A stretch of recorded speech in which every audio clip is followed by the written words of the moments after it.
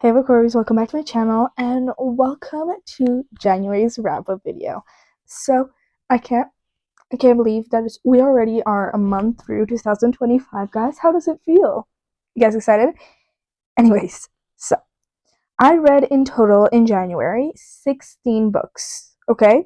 I feel like that's a good amount. It's not too yes, it is quite a lot, honestly, but I think in the long run, especially since this year, my goal is to read, I think, like 125 books. Let me check because I have Goodreads.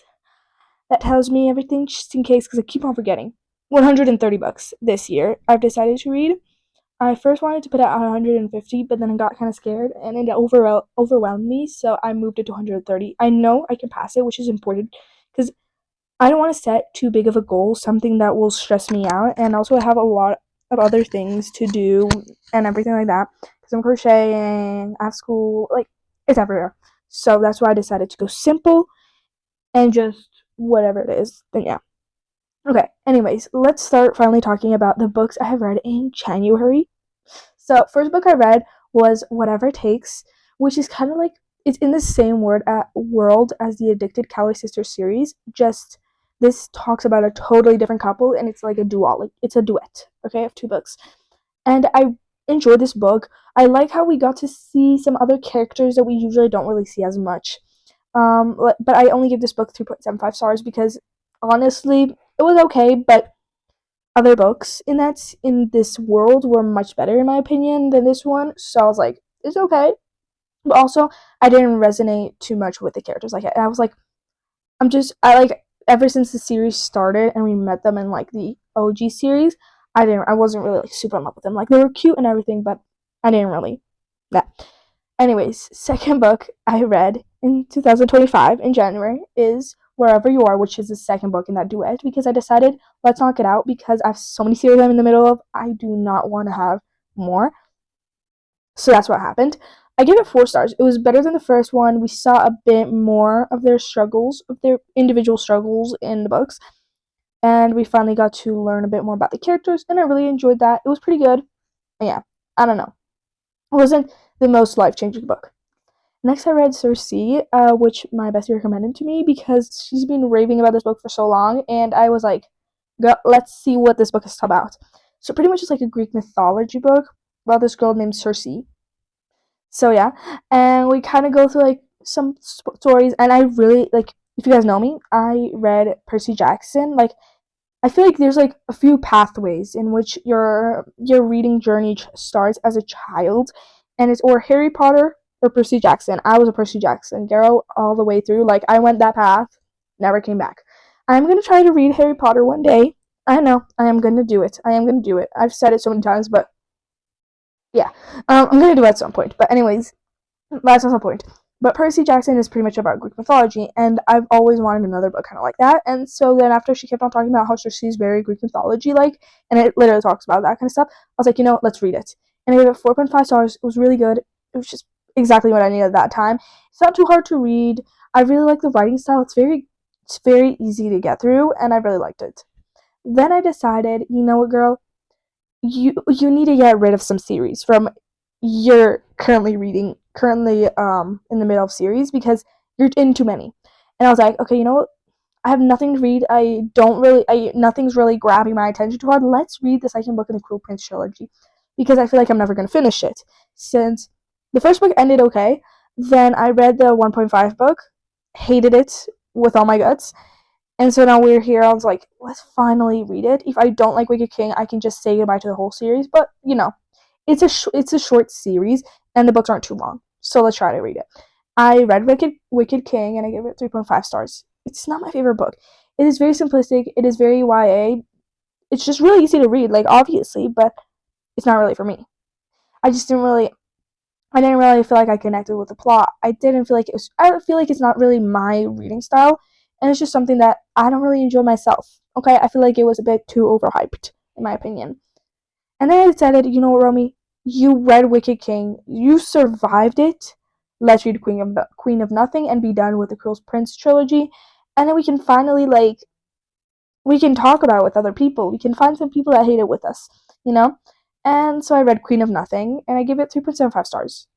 It was better than The Wicked King, and we kind of got a bit more plot and all of that, but it was very simplistic for me.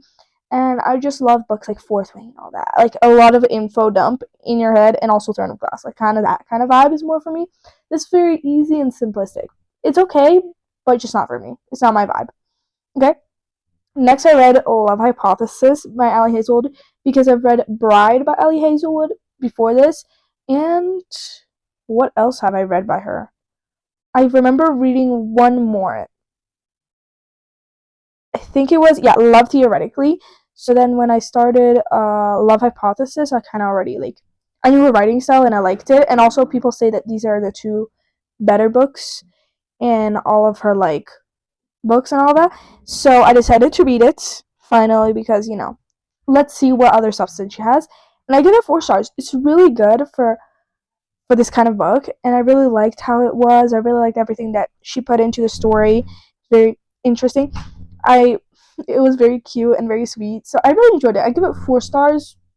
It was really good. But it's just not my favorite romance book because I like ones that really like kill you, like like they literally like emotionally drain you kind of vibe. I feel like more. Well, not counting the 7-year slip. That doesn't count. Next, I decided, you know what? Let's read another one of her books because we have nothing to read. We aren't in a mood for anything currently.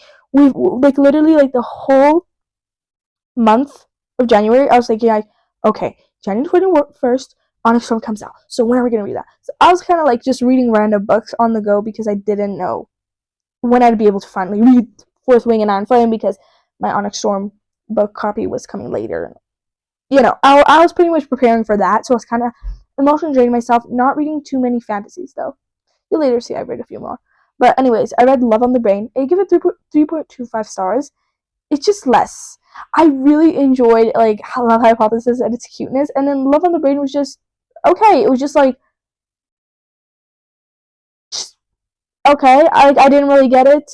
It was just like it was interesting, but it just isn't my favorite. I feel like the Love Hypothesis and what's that other book that I read before? Like I feel like they're so similar for me. Love Theoretically. I feel like Love Theoretically was my favorite, and then Love Hypothesis, and then Love on the Brain. And I also read Check and Make by her. It was okay. And I tried to read Not in Love. Horrible. Anyways, but I want to try to read one of her STEM-inist novellas, and then also her Under the Mistletoe collection, which could be also very cute. And so yeah, those are kind of like, yeah. But anyways, continuing from that, I decided to go back to fantasy, and I was like, okay, I wanted to do this video for so long, let's do it. And that was rereading Shadow and Bone because a long time ago when I read Shadow and Bone, like 2-3 years ago, I was like, I really liked it. I really actually loved it. But then upon rereading it, I've noticed a few changes. My mind has changed, and I just don't love it as much anymore. Not at all. The first book, Shadow and Bone, I gave 3.75 stars. It was mediocre at best for me because I just didn't really love it. It was just meh. I feel like maybe because it's very YA. I don't know. I felt like I remembered loving this one character for like a random reason, and then upon reading, I was like, where did you get that? Because I did not get it. But yeah, got through Shadow and Bone. Continued to Siege and Storm, obviously. 3.75 stars again. It was just meh. I didn't feel much for it. Honestly, I could change it to 3.5, but I'm just keeping it there because I feel like it held such a high place in my heart, in my head also. And I was just like, what happened? What happened to me? So, and then I decided to read Rune and Rising. Also gave it 3.75 stars. I was just like, let's just get it over with. I don't have any feeling for it. It's very easy, short book, so I was like, let's just get it over with. It doesn't matter anymore. Okay? Doesn't matter. Then I decided, let's continue a few series I'm in the middle of. And then I was scrolling past my very long list, and I found I'm in the middle of the Magnolia Park series, which is also part of the Daisy Hates series. And the next book is a Daisy Hates. And I was like, let's read it. I feel like I really love this. Maybe I don't know if I like this. I feel like at the start of the book, I really love this more than Magnolia Parks.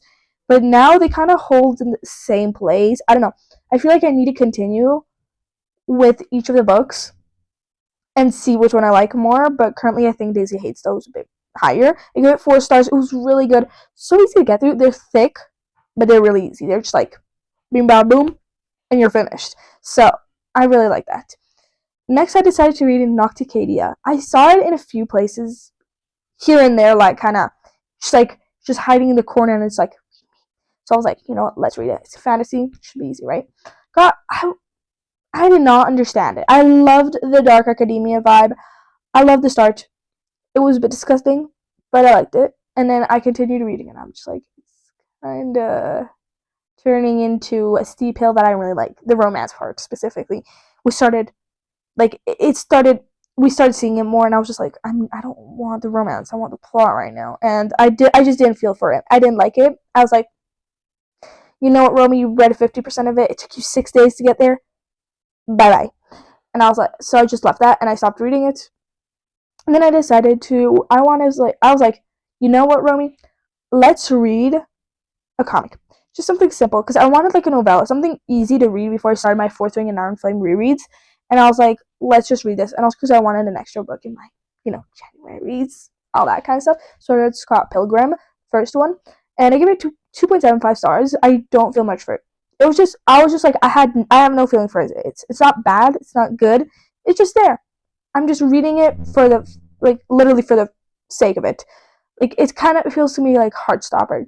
I'm not saying that they're the same. I'm just saying, like, I feel like comics, I just don't feel much for them. They're just like there. Okay, so it was okay. Then I went on to my Fourth Wing reread. I forgot to write reread there, so yeah, in my notion. And obviously, it's still a 5 stars. I'm sorry, did you expect anything else from me? Because that book, perfection. Rebecca Yarros really knows how to add these things and just bring it into the story, and I just loved it. Everything is plotted perfectly. Everything, every step of the way, meticulous, and I love it. I love how the book went. It was just so perfect, and it's exactly how I remember it last time that I read it. And I was like, girl, I feel like every year we're gonna have to do a reread of this, because I ain't surviving. No. So yeah, I finished Fourth Wing, and then obviously I went to reread Iron Flame, because we're going there, okay? And I gave it 5 stars. Perfection again. Expect anything less from me? No, don't. I know many people say that Iron Flame is a filler book, and it is in a way. Especially when I bring it to school and it's like a hunk. But I feel like it just doesn't matter. It's just so good. And to me, Valen and Xaden, I really love their relationship. I love how Xaden was showing her so many new things, and he really stepped up. I love it, and I was just like, this is good. This is really good. Then I decided to read Practice Makes Perfect.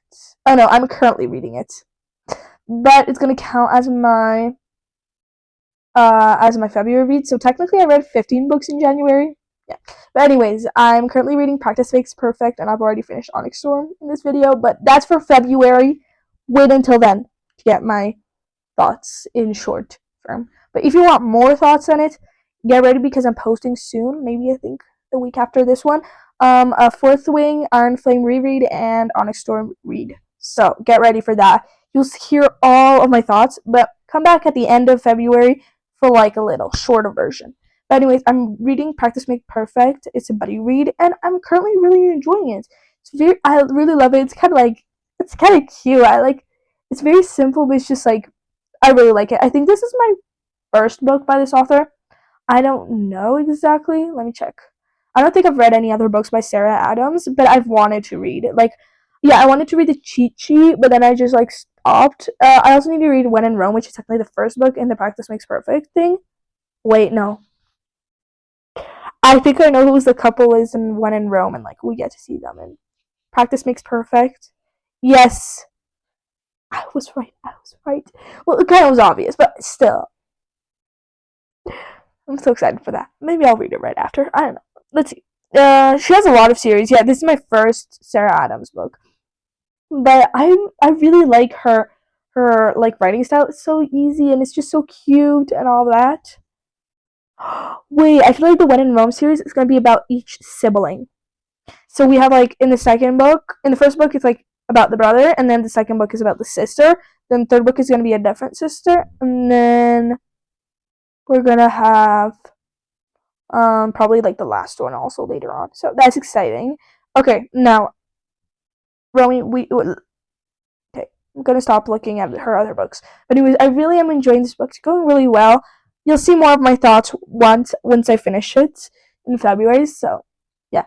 Anyways, I hope you guys enjoyed today's video. I hope you had fun.